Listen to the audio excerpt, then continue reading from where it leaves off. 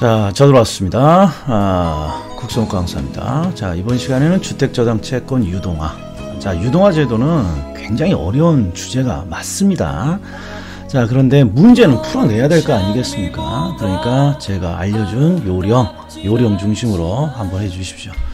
자, 그리고 지금 강사 또 평가 시즌입니다. 수강욱이 적어질 수 있는 분들은 수강욱이 적어줘요. 욕이라도 해, 욕이라도. 아무런 무풀, 응답이 없는 무풀이 강사에게는 가장 안 좋은 것이다. 자, 본격적으로 들어가 보겠습니다. 자, 주택저당 채권 유동화는 일단은 기본적으로 강의를 한번 들으면 요게 딱 삘이 와요. 뭔가 은행이 새로운 자금을 도입하고자 만든 제도다. 그러니까 자금을 도입한다, 자금을 흐르게 한다, 현금으로 바꾸고자 한다, 이런 게 유동하니까요. 그런데 왜 은행이 새로운 자금이 필요하냐, 이걸 시험에서 한 두세 번 문 적이 있어요. 세 번인지 두 번인지 모르겠어요. 그냥 평가서까지 강의하다 보니까. 자, 그럼 보셔.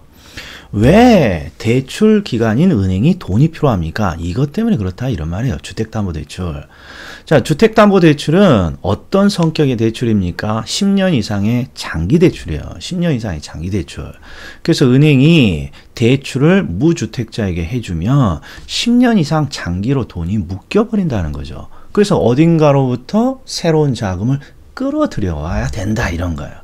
그래서 이제 유동화는 새로운 자금을 도입해야 되는데 어떻게 해볼까 봤더니 자신이 가지고 있는 자산 중에, 은행이 가지고 있는 자산 중에 대출 채권이 있어. 이게 바로 주택저당 채권이에요. 그래서 주택저당 채권이 어려우면 대출 채권이야. 그런데 중요한 포인트는 이 유동화 제도에서 다루고 있는 대출은 어떤 대출이에요? 어떤 대출이야? 주택담보대출이에요. 무주택자가 주택 구입과 관련된 대출, 주택담보대출이에요. 그래서 주택담보대출의 대출 채권을 특별히 주택저당 채권, 영어로는 주택모기지라고 부른다 이런 말. 주택모기지. 그래서 주택모기지, 주택저당 채권을 매각해서 자금을 끌어모으고자 한다 이런 말이에요. 그런데 여기서 하나 더, 두 번째 포인트. 첫 번째는 은행이 왜 새로운 자금이 필요하나요? 주택담보대출이 장기대출이라 그렇다 이런 말이에요. 그럼 두 번째는 우리나라에서는 은행인 대출기관이 직접 이 주택저당 채권을 시장에다가 매각하는 게 아니에요. 반드시 유동화 중개기관인 한국주택금융공사가 껴있다 이런 말이에요. 요거 주의하셔야 돼. 그러니까 한국주택금융공사가 은행이 가지고 있는 주택담보대출의 채권을 싹 끌어갖고 온단 말이에요. 싹 이렇게 끌어갖고 와, 은행들에. 그리고 자신의 이름으로 투자자에게 그 채권을 매각하는 거예요. 그래서 여기서 두 번째 포인트.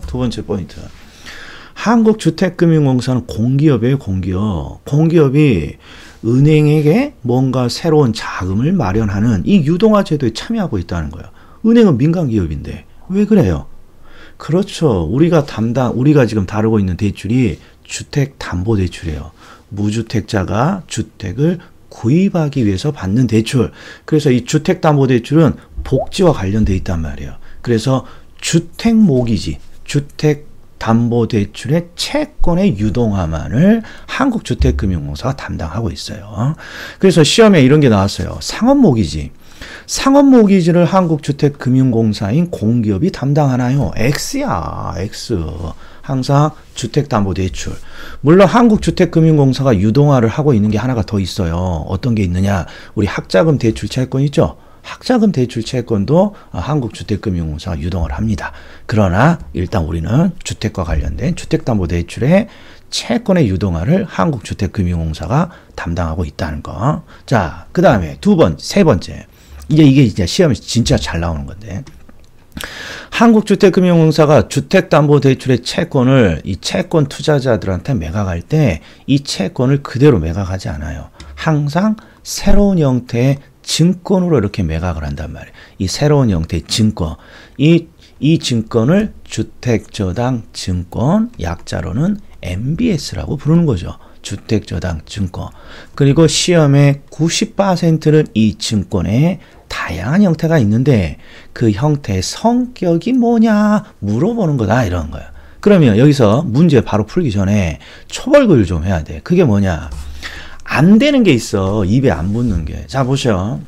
주택저당 채권은 주택담보대출의 대출 채권이야. 영어로는 주택모기지. 그러면 최초 이 채권은 은행이 갖고 있단 말이야. 은행이. 그런데 은행이 직접 유동화를 하는 게 아니라 한국주택금융공사가 유동화를 하니까 이 채권을 일단 한국주택금융공사에 넘깁니다. 그럼 이 채권을 누가 갖고 있어요? 한국주택금융공사가 이제 갖고 있는 거예요. 그러면 한국주택금융공사는 이 채권을 있는 그대로 매각하는 게 아니라 새로운 형태의 증권으로 매각을 한단 말이에요. 그걸 우리는 주택저당 증권이라 그래. 그래서 이제 앞으로 한국주택금융공사를 뭐라고 부르기 시작하냐? 발행자 이렇게 부른다고. 성은 발시요, 이름은 행자. 왜? 이 새로운 유동화 증권이 출제 포인트이기 때문에 이 새로운 유동화 과정에서 만들어지는 이 증권을 발행하는 자, 이게 한국주택금융공사예요. 발행하는 자. 그래서 한국주택금융공사가 새로운 증권을 발행해서 이놈을 누구한테? 그렇죠. 일반 채권 투자자들에게 매각을 하는 것이죠. 자, 그럼 여기서 또 복습 한번 해보죠. 이 주택저당 증권은 유동화 과정에서 만들어지는 증권인데 이 유동화 과정에서 만들어진 증권의 실질은 전부 다 채권이라고 했단 말이에요. 채권. 그러니까 유동화 증권은 부채금융이냐 지분금융이냐 이렇게 나누면 어디로 분류된다. 그렇죠. 채권이니까 부채금융으로 분류가 되는 거예요. 자, 그리고 앞으로 발행자 나오면 한국주택금융공사야. 그리고 평가사 시험에서는 한국주택금융공사를 뭐라고도 또 표현했냐. 유동화 기관이라고 표현했단 말이에요. 유동화 기관. 제 강의 노트에는 유동화 중개기관이라고 표현해놨고. 그러니까 이게 다 똑같은 놈들이라는 거예요. 발행자, 한국주택금융공사, 유동화를 실질적으로 담당하는 게 한국주택금융공사니까 유동화기관, 유동화증권기관 똑같다 이런 말이야. 자, 그리고 이 유동화 증권에 크게 세 가지가 있잖아요. MPTS, MBB, MPTB, 그리고 MPTB 옆에 CMO까지 총 4개가 있죠. 자, 그러면 이제 암기 들어가 보자고요. 자, 주택저당 증권을 물어볼 때는 가장 기본적인 게 여기에 뭔가 이런 걸 줘요. 뭐 소유권, 원리금 수취권, 최근에는 더 이상한 걸 많이 줘요. 뭐 초과 담보가 어떻게 되고 무슨 비용으로 어떻게 되고 부채가 어떻게 되고. 그러나 이런 거 우리 보지 않는다. 항상 투자자를 T자로 약자로 가정하고 발행자인 한국주택금융공사를 B자로 가정을 해서 MPTS는 B자가 없고 T자만 있잖아요. T자만. 그러니까 이런 종류를 불문하고 누가 다 가져간다. 투자자가 다 가져간다. 이렇게 그냥 암기하자 그랬어요. 그 다음에 MBB는 T가 없고 전부 다 발행자만 있잖아요. 발행자. 발행자만 있으니까 아하, 발행자가 전부 다 가져가겠구나. 이렇게 암기를 하잔 말이에요. 어차피 전부 다 가져가니까 종류를 암기할 필요가 없잖아요. MPTS는 B가 없고 T자만 있으니까 투자자가 다 가져간다. MBB는 B자만 있으니까 발행자가 다 가져간다. 자, 그런데 이런 문제죠. T자도 있고 발행자인 B자 약자도 있으니까 우리는 T자도 있고 B자가 있는 걸 혼합형이라고 부르고 투자자가 뭘 가져가고 발행자가 뭘 가져가고 암기해줘야 된다. 그런데 딱 하나가 뭐냐. 발행자가 가져가는 게 소유권이란 말이에요. 소유권. 그러니까 우리가 암기를 발 나오면 닭발, 개발, 소발바닥입니다. 이렇게 암기를 했죠. 그래서 이제 이게 암기 코드죠.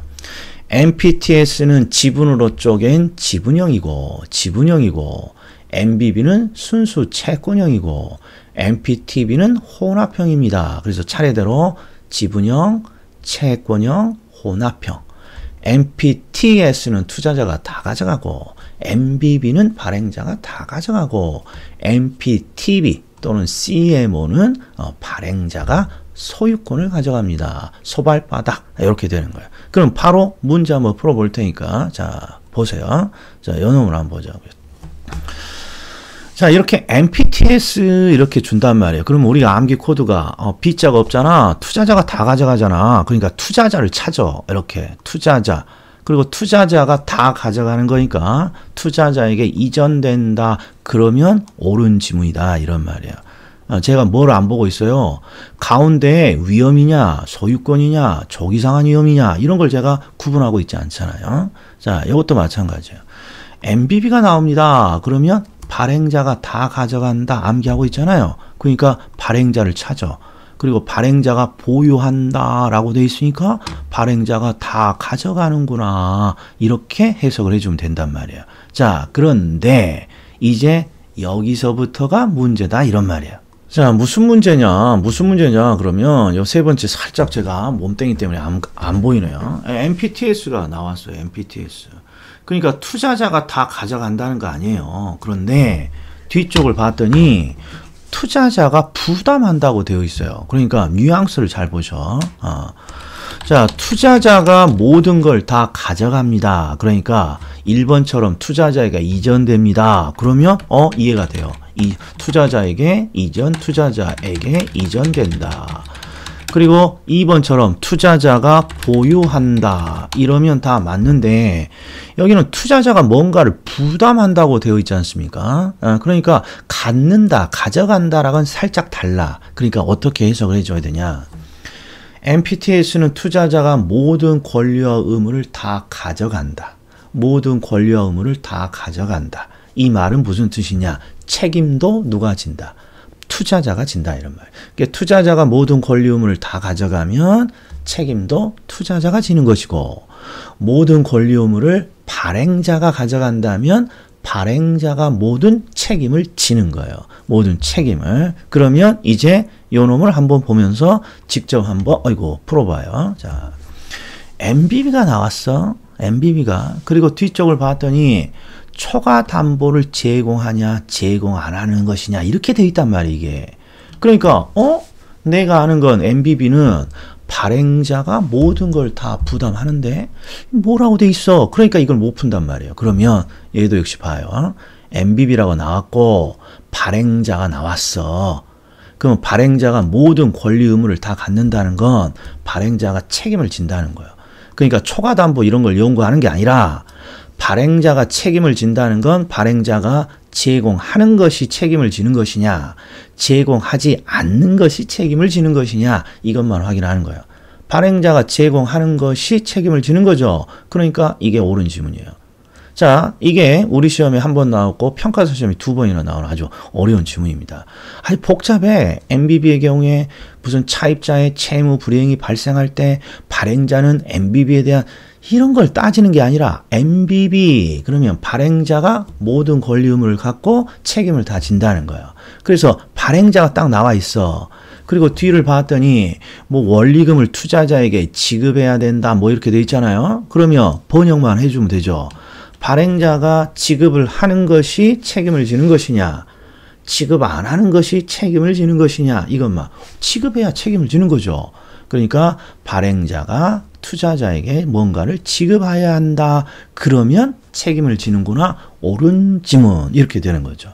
이 두 지문은 강의 노트 91페이지에 제가 MBB의 어려운 지문으로 제가 소개한 거죠. 이 두 가지만 제대로 이해하면 완벽하게 푸는 거죠.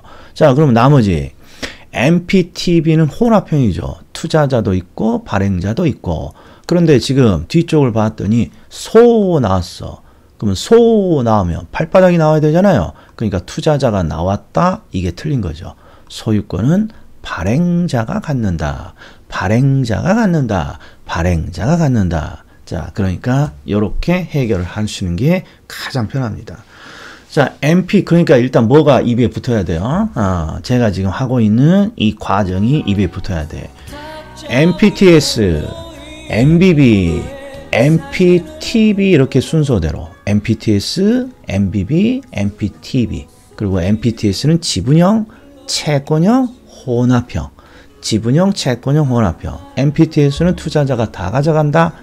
MBB는 발행자가 다 가져간다. MPTB는 발행자가 소유권을 가져간다. 여기까지입니다.